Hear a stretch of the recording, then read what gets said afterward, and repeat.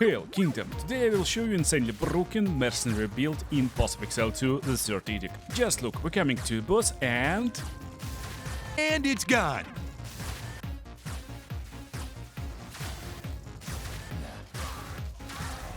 What? yes, it's super cool and broken and insanely powerful. But to make this mercenary yourself, you actually need to understand how each level of this build work, from clear to damage multiplication to boss rotation in gear. It's not very hard, so to clear some of the most obvious questions, yes, this build is viable, it can clear all the content. As you can see, everything is cleared mostly, but Simulacrum is easy, Expedition super easy, and yes, all bosses cleared at tier 5 difficulty, and of course we cleared Mr. Arbiter of Ash. By the way, written guide and planner in production, and will be in a pinned comment as soon as it's finished. If you want to get notification, just write this in the comments, and I will reply back to you when it's done. But anyway, even with guide, you may find yourself in loads of trouble. And that's actually what happened to me while I was building this build. That's why it took a little bit to make this all work together. Since in endgame every skill will have its role,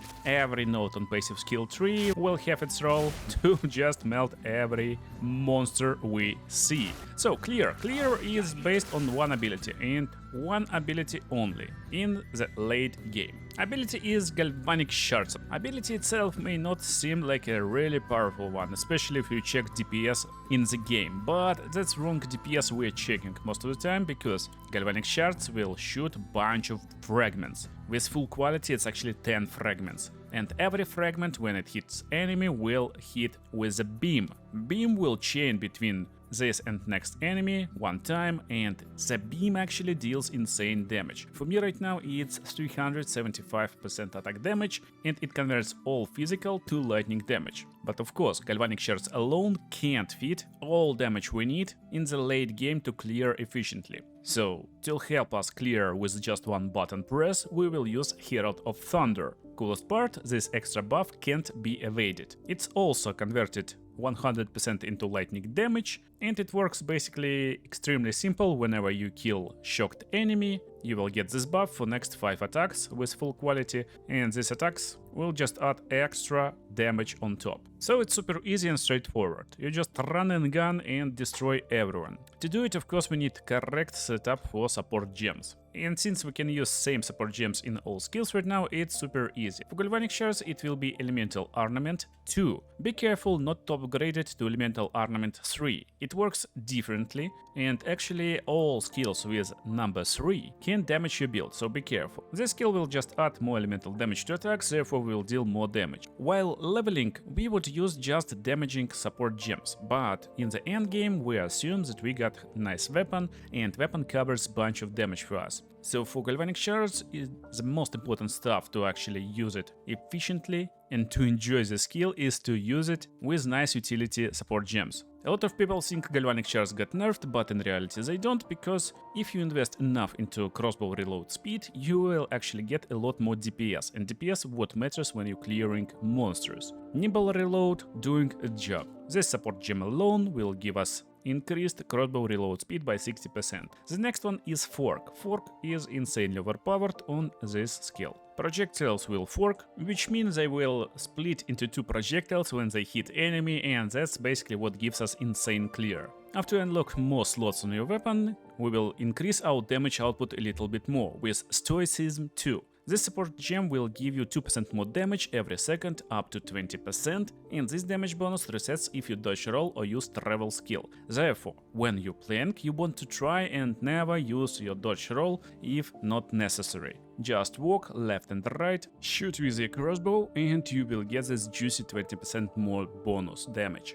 The last gem also can give you more damage, but if your weapon is sufficient enough to defeat most monsters in 1 or 2 hits, then I really suggest you using Ammo Conservation 2. This gives us ability to have a little bit of chance to not consume bolt. That's great quality of life support gem for the skill, and it's really awesome, because if you're lucky you can shoot like 5 or 6 bullets in a row without even consuming a single bolt. Basically you're not reloading. For Herald of Thunder it's also pretty simple stuff. Elemental focus for more elemental damage, lightning attunement for more lightning damage, elemental ornament 2 for more elemental attack damage, again, and last but not least, concentrated area for even more damage. You don't need 5th slot, but you can insert anything you like, basically, it doesn't matter. So clear is pretty simple, but that's where things will become a little bit trickier. Trash mobs can be deleted with basic Galvanic Shards, but some elite monsters will have a large amount of resistances, especially if you're playing on hardest maps. Therefore you need extra,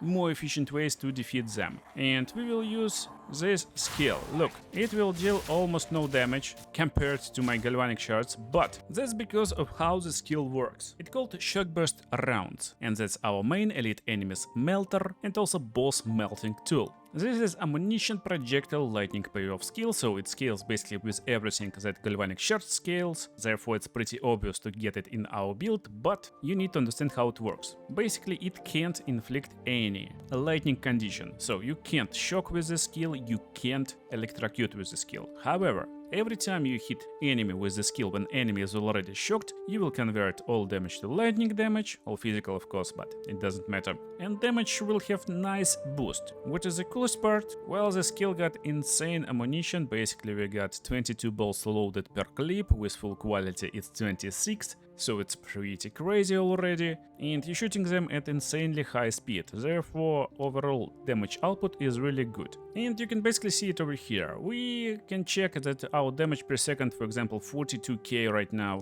with most things turned off, so we are like pretty weak. But it's not the damage that we are inflicting with shock burst rounds. We're using pulse damage most of the time, and pulse damage is 3 times higher at least. Actually with full buffs it's like 5 times higher. So it's 150k damage per second, combined with projectile for a combined 200k damage per second, right now, DPS. And again, we are with no buffs right now, with nothing, I just turned everything off, so that's completely crazy. And you will use it like this, enemy shocked, you're there, and she's out, that's it. So if elite takes too long to defeat with Galvanic Shards, just switch into this and shoot enemy a few times, and that's it. Again, it's pretty straightforward.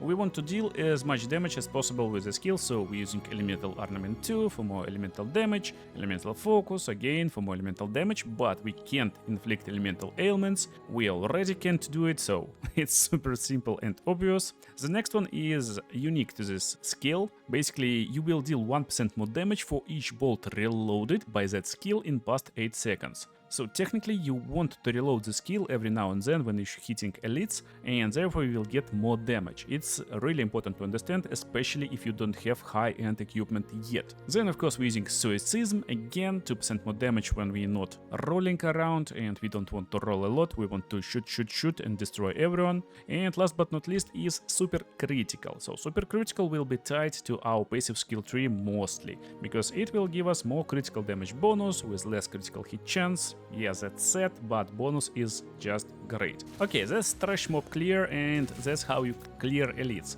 Now, how we will defeat bosses, because in the end game we need to defeat all bosses. And for bosses we actually need insanely good trick to act, and for bosses we actually need to think very deeply on how we can amplify our damage output. That's where where build really starts, because we need to find a way how we can defeat big and powerful pinnacle bosses really fast and also survive their hits. Well, it's really doable, and our main tool to defeat bosses is actually this skill. It's called Plasma Blast. You just charge your crossbow and boom! The skill will take a little bit of time to get used to, but if you keep your rotation going on and do everything correctly, it will be not a problem for you. So this is basically AVP, sniper rifle that just destroys enemies and bosses. If you're powerful enough, you can even one-shot bosses sometime, and that's crazy because just look on the tooltip. So tooltip will show you just 175k damage, and yeah, just 175k sounds pretty weird because it's not bad, but wait, DPS is damage per second, and actually this skill for me can hit up to 1 million damage, even a little bit more, but with critical hits it's like 3-5 millions. That's why basically this build able to one-shot bosses. So we will go into support gems for this skill later, because it's actually a key and last part that makes our build working. But to make this actually work, you need to understand how to do all other pieces of the puzzle beforehand. Therefore, let's clear down this bridge and move to our next section. It will be survival, since damage is great, but honestly, if you can't stand a hit against most enemies, damage won't save you. It's a lot better to understand how we can survive. Therefore, let's move to the survival section in my hideout. Well, basically, when you first joining endgame, you actually want to make sure you get enough resistances. And it's super important. If you're ever wondering why you're dying in the endgame, well, it's because you don't have enough resistances. So it's super important. It's a lot easier to build resistances if you're not using any unique gear, basically. And for this build, well, it's super solo self-found friendly, you don't need any uniques at all. That's like a great big tip. Okay, resistances is pretty obvious, but what about other tools? Well, first of all, we get Wind Dancer. Wind Dancer is our spirit skill, so you need to reserve your spirit, and this skill will give us extra evasion. Every few seconds our evasion will rise. When we get hit, it will push enemies away, it will also deal damage. So Gale Force, basically that's the skill, it's doing attack damage, pretty good. And there's different tabs you may use. You can actually check what other guys doing, but that's what I'm doing. I'm using blind to blind enemies on hit. It's super smart in my opinion. Basically, when someone hits you, you will blind them, you will push them away, therefore enemies will be blinded and they will have less chance to hit you again, so you can get your stacks of Wind Dancer again back, and if they hit you again, you will push them, and so on. Since most often it will trigger from melee attacks, close combat is what I'm doing, and basically that's what I probably doing differently from other guys. I saw a lot of like utility stuff like Culling Strike and stuff like that, but I like close combat just for big hit of this attack when it hits, therefore lightning attunement for more lightning damage in this attack, and shock. Our biggest problem in the build sometimes is actually ability to inflict shock. We use Galvanic Shards most of the time to inflict shock to basic enemies, also to elites on maps, because we just don't have time to load Plasma Blast against super fast monsters. Still, if you're not lucky and you're surrounded, you actually want to inflict this shock upon enemies, so then you will just deal more damage with Galvanic Shards, or maybe switch to Shock Burst rounds against elite enemies. Pretty straightforward and simple idea, at least in my eyes. Now, what about our basic tactic flares? I saw a lot of questions on stream like, what is the best protection, energy shield or not? Well, I think energy shield is great, but I don't like energy shield, especially this season. And of course, especially I don't like them on not energy shield classes. Definitely, if you're playing monk, witch, sorceress, you want to go for energy shield. We're playing Mercenary. He is on bottom, and bottom part is strength dexterity. And that's actually what we are building for. So we're building all armors, weapons with strength and dexterity, not actually all, more on that in gear section. But basically you are looking to get at least 45% in evasion and 40% in armor. That's like best case scenario. Of course we are looking for 50%, but honestly I just cleared all content with just 39 and 49 over here. It changes a lot. It's not like exact numbers because there's harder formulas in Path of Exile that will estimate how much you will evade, how much you will block, but evasion is important, as well as armor. But still, we need another layer to actually survive. That's where life comes into play. Yeah, it's super simple to build this character. We just focus on life, armor, evasion. That's it. Resistances is just basic, and no matter what class you're playing, you just want all resistances capped at least, or even slightly higher than capped. I got most of them a lot higher than capped actually. But there's one more new resistance type that will actually help us survive a lot more. It's called deflection. And deflection is just insane. My deflection rating, estimated chance to deflect, is 41% right now, and deflect basically prevents you to take 40% of damage. That's what gives us ability to survive insanely overpowered and big hits. And to get this, actually there's a bunch of mods on armors, such as gain deflection rating equal to percentage of your evasion rating. I got it right now on my body armor and I got it on my helmet, but also there's part of passive skill tree that gives us exactly this. Over here with evasion rating, there's ability to convert bunch of your evasion rating into deflection rating. So that's like a big note for us. Life is also important, but if you just stack life on all your gear, on your rings, you will lose loads of damage, especially if you try and combine extra life with strength, for example. As you can see, my stats is pretty low.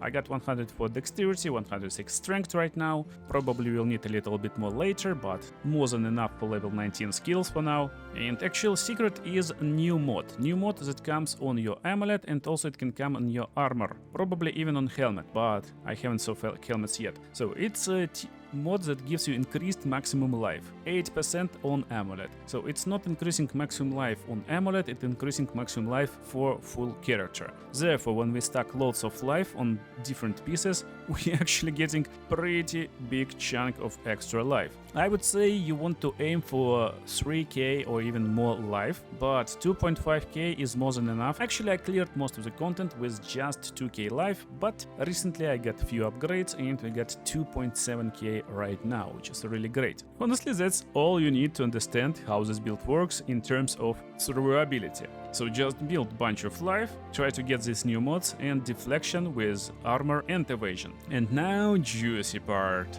damage. Yeah, sadly they actually nerfed this build a little bit, but I guess not this build. Loads of builds used pretty broken stuff, and this build will be using Companion. So Companion is pretty crazy. If you don't know how it works, basically you need to craft skill Tame Beast. You don't need high level of this Tame Beast, just any you can use. It completely doesn't matter. What does matter is what companion you'll get. Basically, it works like this. You put the skill into panel, which is Tame Beast skill, and then use it on your hot bar, so you can use the skill. Now you need to farm beasts. There's two ways where you can go. One of them will be infested barns, and you need to find troubled camp location. Another one is located in Interlude, and it will be right outside of this bazaar in Kari Crossing. To farm beasts, make sure you deactivated all your buffs, so you're not like destroying beasts with Wind Dancer, for example. And here we need to find a secret trader. There's a dude basically over here somewhere. That's the dude, I guess. Yes, here's checkpoint. We pause the game basically and respawn on checkpoint, and we're not moving. Same tactics go if you go into infested barrens. What you're looking for? You're looking for two beasts, and they will have different buffs. For example, this is crit resistant beast with magma barrier. This one heals allies, so basically he will heal you, and suppress force, but we don't need it, so we respawn on checkpoint. That's a great place to farm actually. This will explode nearby corpses, will leave trail of lightning. It's also pretty good, so this trail of lightning will actually shock enemies, so it's a good minion. And if this minion is good for you, you just press on this ability to tame beast, and you will have a little bit of time to actually destroy him. After he is destroyed, he will go into your pocket like Mr. Pokemon. I hope Nintendo wants you, our friends in GGG, for this mechanic. But anyway, here we are. We got Companion Plague Harvester. It's Spirit Reservation skill, so we need to activate him, and we got this bro in our hands. So he will be our friend right now. He leaves this trail of lightning. Basically,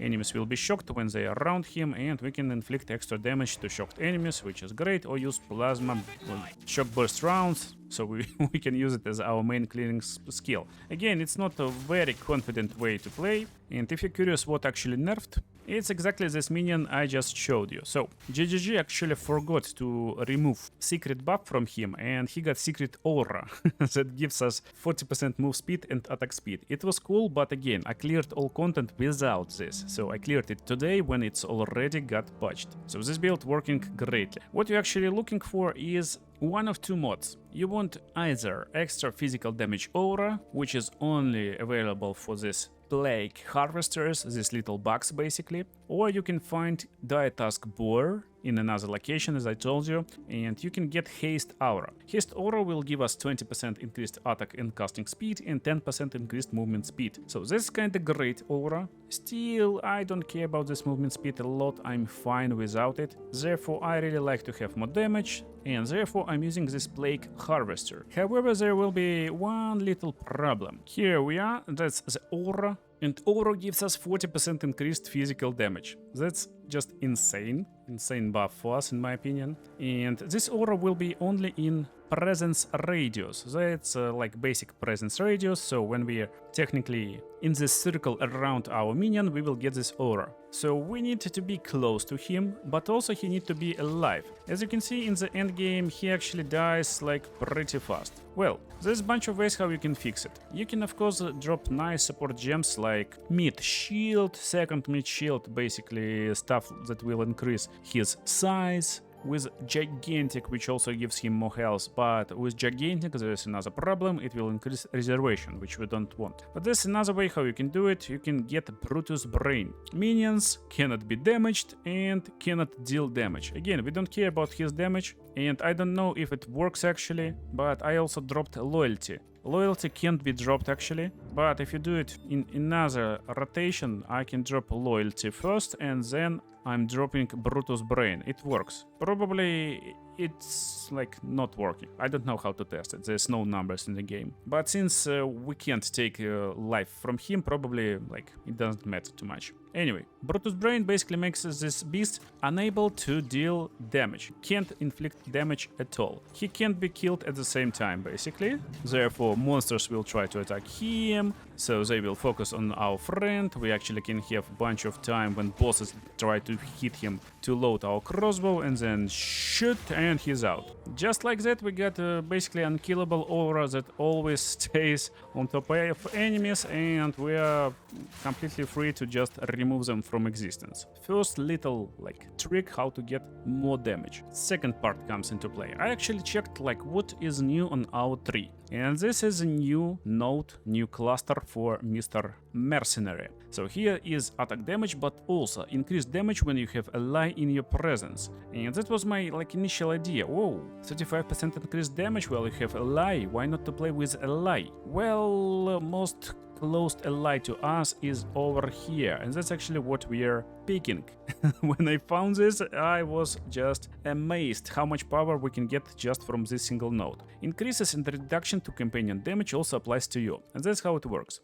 Even while we're going over here, there's a bunch of small nodes that gives companion 12% increased damage, but at the same time we will have 10% increased damage while companion in our presence. Therefore, one single node, little node, gives us 22% increased damage. So 22, 22, 22, 22, which is really crazy, but there's more.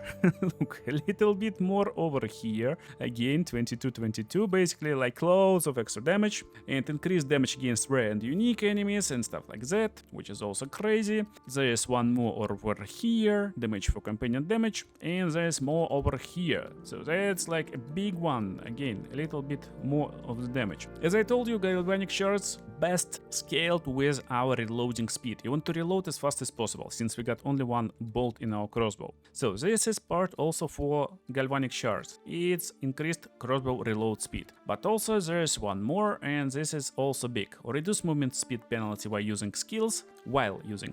And that's just big. We're getting most movement speed, technically over here, increasing our damage, 50% increased attack damage while moving, and again reducing movement speed penalty while using skills. That's a big one because technically when you're playing Galvanic Shards you just run and gun and you want to move as fast as possible. That's how to make this skill feels amazing. Now you probably will have a question. Okay, you're showing us these red arrows, what is it? Well, technically there's a new way how you can allocate skill points, and you don't need 2 weapons. And now you don't need 2 weapons. I can do everything with this setup with just one really good crossbow. And to do it, you just need to press and hold button to share weapon set. It's on controller basically, it's Y or triangle on PlayStation. Or if you're playing on PC, you just hover over weapon set 1 or 2 and right click. That's it. But that's where other like parts come into play. So if you're playing on PC, there will be damage number and arrow over here. You will press on arrow, and on the bottom of the skill you can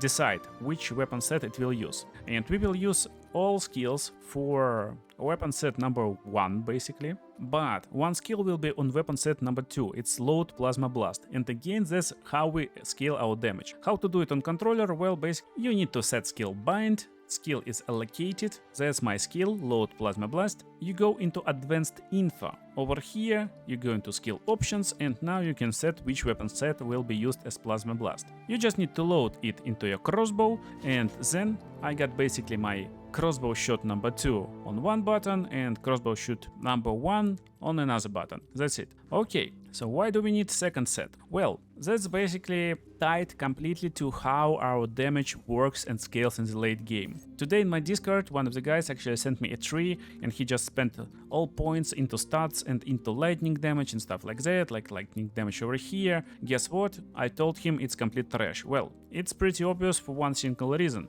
In late game, monsters got so much health that it's not enough to just have more damage. You need to ways to amplify it even more than just more. And one of the ways for us to amplify damage inflicted is actually to use shock mechanic. This is super viable against bosses. So basic enemies will be melted just like that, of course it's not a problem. What to do with bosses? Well, we need to load this blast and then shoot boss, then we shock the boss, and then we shoot him. The problem, if this blast actually goes off and the boss is still alive, that's a problem because we won't have enough time to load it second time. It's longer to load this AVP than to beat campaign actually.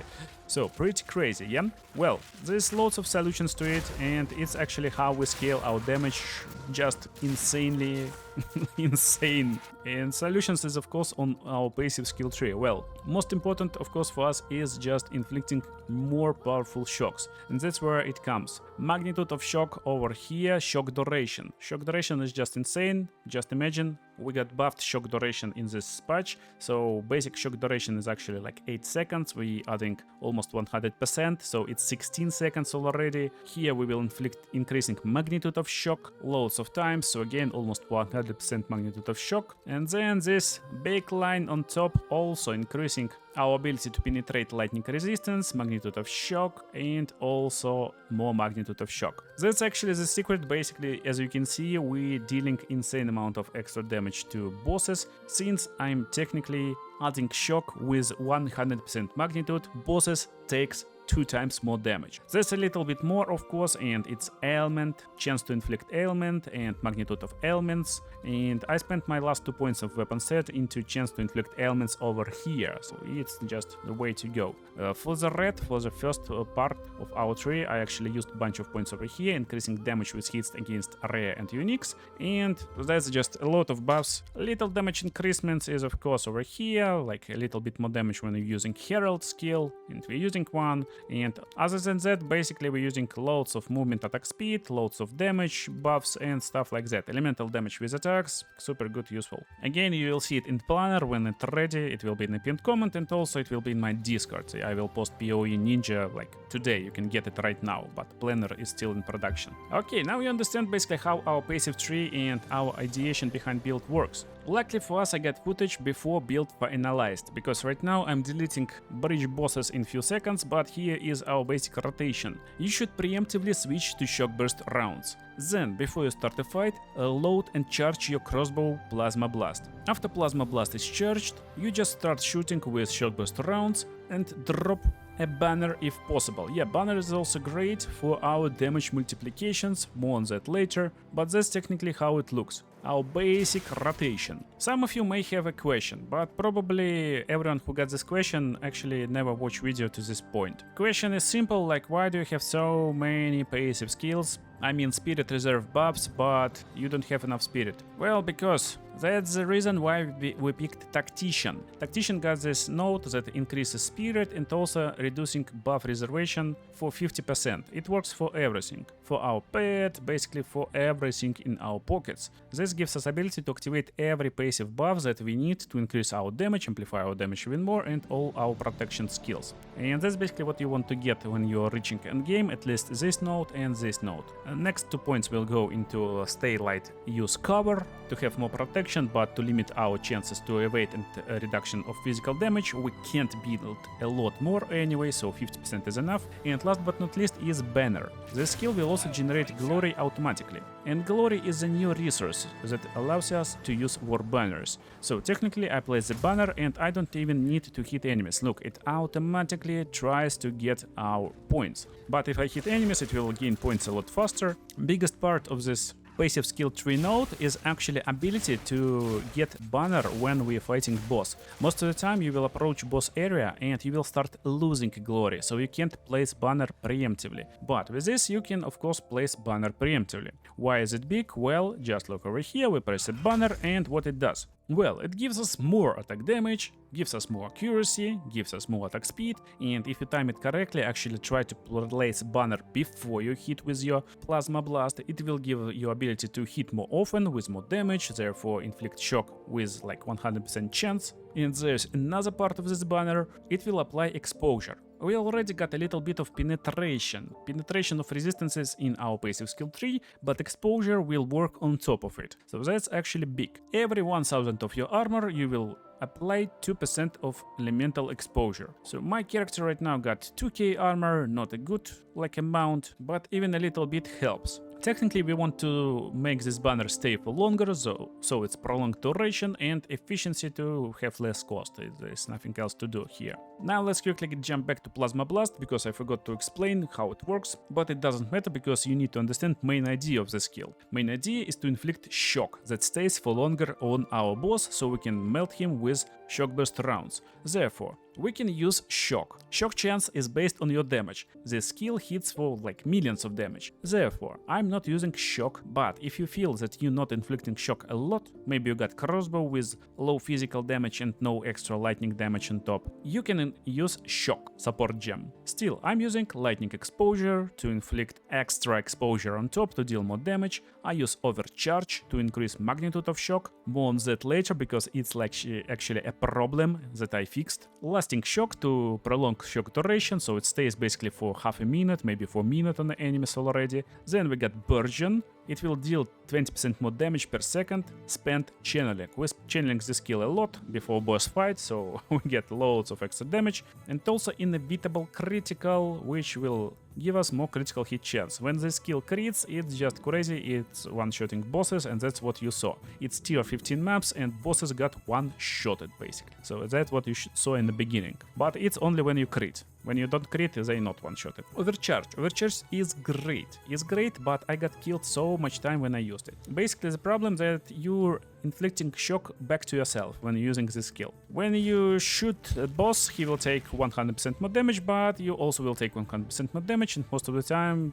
I just got deleted by Scorpion Sting or some random crazy attacks. But it's easily fixable with Charm, of course. So Charm, which is grounding charm, will be used when you become shocked. I also added unique version of it, but it doesn't matter, you can use any grounding charm, so it fixes everything. Other charms you can use any you like. I'm using freezing one and frog just for more rarity, I think it's fun. And there's one last skill in our rotation to completely destroy our enemies. Technically there's two skills. There's buff Overwhelming Presence. It will require you loads of strength, but you don't need a really high level of this, just any you can afford, and it will increase your ability to inflict elemental ailments and also stun enemies. That's a big one. I really like to use it. It helps us stun enemies, stun bosses, and I stunned them a lot. Tier 4 Zesht was stunned, so it's super easy, like and straightforward skill.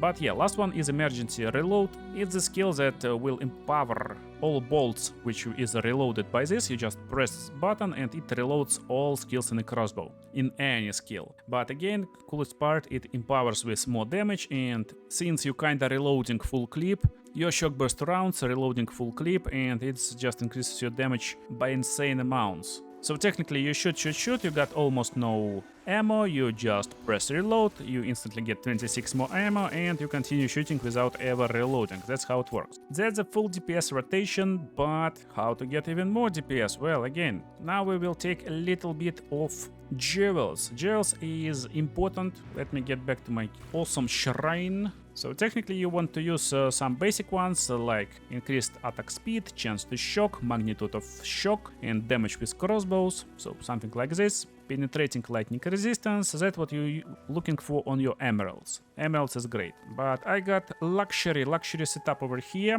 So on all jewel slots, let me just show you what I got. First of all, I got Heart of the Well. I got it from PvP, from Exile fight basically on the map, so it's a random drop for me. I don't know where to get else. Maybe you can buy it, but basically that's what I got. It was a completely random diamond, but I went to the well and rerolled this. Extra lightning damage, critical hit chance, critical damage bonus, and damage prevented recouped as life. That's pretty good. We can get even more damage, but recouping a little bit of damage as life is also okay, since we're preventing a lot of damage with armor, with deflect. It actually adds a lot to our build. Then next geo slot will be over here, and it's from Nothing Diamond. That's my latest purchase. It costs a little bit, but of course it gives you loads of damage. You're looking for From Nothing Diamond with Zealot Oaths over here. So what's this diamond doing? Basically, there's loads of big nodes on this tree, and there's diamonds for each of these nodes. When you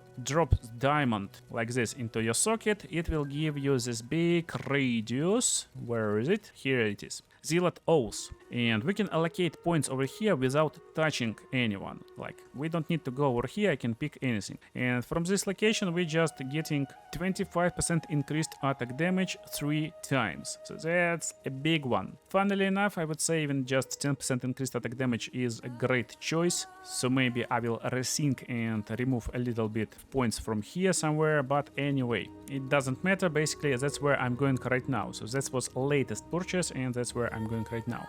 Big part of our tree is actually pretty long without loads of points spent, but this part is actually with loads of points spent, and that's where I dropped Time Lost Emerald. I used Time Lost Emerald with increased damage with hits against rare and unique enemies, increased critical hit chance, increased attack speed with crossbows, and magnitude of ailments we inflict. That's a big one. That's great stuff. Again, as I told you, we're looking for attack speed, for damage, for critical hit chance and critical damage. Damage against uniques is also great, since they're inflicting most problems. So basically this is like a good place for our Time Lost Jewel, in case you got one. Again, any jewel can be changed for just basic one. And the last one is, of course, Megalomaniac. It's another unique jewel that you can drop, and actually I got shopping list for best allocations, basically what you're looking for. They pricey most of the time, but this one was super cheap, actually. It was super cheap, since no one need this cranial impact most of the time, and this jewel basically allocating a bunch of big passives. So we get cranial impact over here, which increases stun build up, and honestly it works for me. I like inflicting stun, but most importantly, of course, we're looking for big critical nodes, and this allocates or for lightning damage or for chances to shock. This one allocates this general electric, and it's the big one. It increases chances to shock, increases attack and cast speed with lightning skills. So again, I bought it like insanely cheap just to show you like what is possible, and like best case scenario for us will be like Wild Storm for more maximum lightning damage. Critical hits over here is great, of course they're just crazy, I want them but they cost so much. Power conduction is great for shock duration, magnitude of shock you inflict, and there's just loads of these nodes. And now let's finally go into gear section, so that's basically how you finish your build and multiply everything. One of the first ways how we can inflict even more damage is to allocating overwhelming strikes on our amulet. If you don't know how it works, basically you need a bunch of emotions, distilled emotions, and you will get most often like red ones, but you can get all red ones, get into reforging bench and drop red ones over there, and then you reforge them. So 3 red ones will become 1 pink. Do it for a little bit, you will get bunch of pinks, and you can use these emotions to craft. After using, the instilling window will be opened. If you drop these emotions into instilling window, it will provide you with some bonuses. For example, this will give me elemental ailment threshold. However, if you change combination, you will get different outcome. Order matters. So, overwhelming strike will require us to use despair, envy, disgust exactly in this order. And you can randomly get them basically from drops. You can more often get this rare stuff from Delirium Pinnacle boss fight. It's like survival, but anyway, Pinnacle activity. Or you can use currency exchange. Of course, you can just buy them and they are not too costly. So it will be 4 exalted orbs for despair, and other ones you can actually just get them pretty easily. And that's big boost for our damage. Since we are on amulet, let's discuss our amulet. Again, it's life and maximum life on top for our protection. Then I like to have evasion rating or more armor, basically one of protective layers over here. On the bottom part we are looking for resistances, to max them out of course, but also for critical hit chance. That's a big one. And if we check my damage numbers, so they basically looks like this right now. If I take off my amulet, it's minus 4k, which is minus 10% of damage just from amulet alone, which is really big. It's actually like even more when it's scaled. The next part where we can get more damage is helmet, so critical hit on helmet is also nice. And again, top part is pretty easy, straightforward. We're looking for more life, more evasion armor, and that's it. So for helmet you actually can use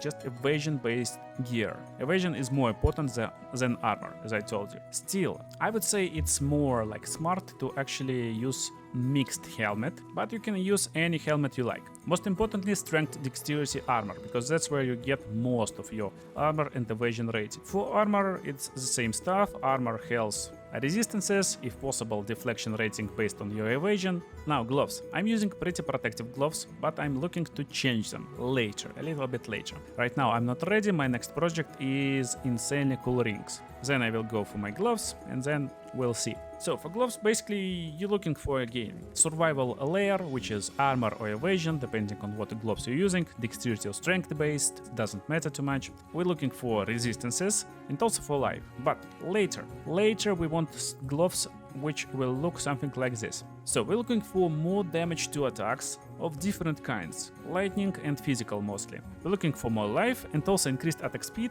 and also this ability to have increased critical damage on your gloves. These gloves will be just best in slot if we can roll every number that I just described to you. And if you're interested, even without critical damage bonus, these gloves will probably give me around 10% more damage. Oh no, it's actually 20% more damage, which is just crazy. I'm okay with damage right now, I care about survival more, but as you can guess, yeah, that's basically how you can skyrocket your damage insanely insane. Another way how you can skyrocket your damage is of course with rings. But let's first of all talk about boots. It will be basically movement speed, life and resistances, that's it. If it's possible, deflection based on your evasion, and that's it. I'm using evasion boots and evasion gloves right now. I'm planning to switch into strength dexterity gloves, since I guess I want a little bit more armor, but I don't know yet. It doesn't matter, basically mods matter more than the stats. And before we jump into rings, let's talk about belt actually. Belt is super important. Right now I'm using Ingenuity utility belt, which is dropped from Ritual Pinnacle boss. Yeah, I got it exactly from him. I also corrupted this belt and got lightning resistance, so it's pretty good,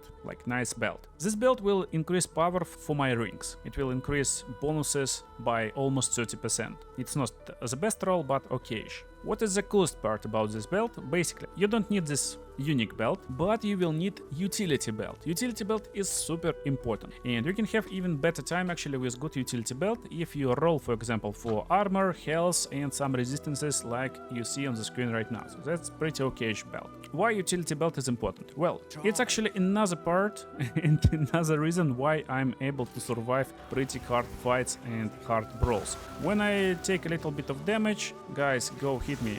That's actually Wind Dancer, and that's how it looks like. It's pretty crazy. Sometimes you're in danger and there's just no time to heal, and you just pop your bottle and it instantly heals you. Pow! That's it. Almost half of the bottle instantly applied. Coolest part, you can spam this. So you will take just a little bit of damage. Come on, guys. Yeah, that's tier 15 by the way. Pretty crazy. I told you it's like insanely like tanky build. Basically, I'm spamming. I'm just like pressing this button all over again, and you see I can't be defeated. I'm just running around. It's like Thorn's build, but I'm like crazy mercenaries that can one-shot everyone anyway. So that's like how survival looks like. That's how you should look in the end game, not like a squishy sponge. Anyway, utility is important, therefore you can use ingenuity or you can use good utility belt. With good utility belt you will free up loads of resistances, so it's also great, but you will lose damage and you will gain loads of damage from your rings. Before we jump to the rings, again, flasks, I recommend to use flasks with recover applied instantly. Also synergizes really well with our utility belt. Great. Rings I'm using right now gives me life, gives me lightning damage, fire damage to attacks, bunch of resistances. Basically 2 of them technically giving me kinda the same bonuses. This rings is self-crafted, pretty basic ones, but right now I'm on a project to make pretty godlike rings. What we are looking for is for like best in slot rings. We're looking for extra lightning or extra physical damage to attacks. We're looking to increase lightning damage, and we're looking for extra life. Yeah, that's the roles we are looking for. On the bottom part, we're looking for all elemental resistances and lightning resistance. This will give us ability to drop lightning modifiers, breach catalysts on top, basically insanely overpowered lightning resistance, lightning damage, and we can fill up other resistances like chaos, for example, and fire with our rings, boots, and helmet and like armor. This will free up some slots on, for example, gloves that we can find with critical damage bonus, with attack speed and stuff like that. So that's kind of main idea and what we are looking for more damage. Rings gives like a lot of damage. And of course, last but not least, crossbow. Well, for crossbow we are looking for increased physical damage, lightning damage added, elemental damage with attacks, but also gain damage of extra lightning damage is okay. On the bottom part we're looking for critical hit chance, critical damage bonus, and level to all attack skills. Right now I just need one omen to fix lightning damage, since it's a really low roll, and this crossbow will be almost miracle tier. You're probably interested how I made this, because yeah, I crafted it myself, and you can watch full crafting session and crafting ideation video on the screen right now. I hope you enjoyed this video, see you in the next ones.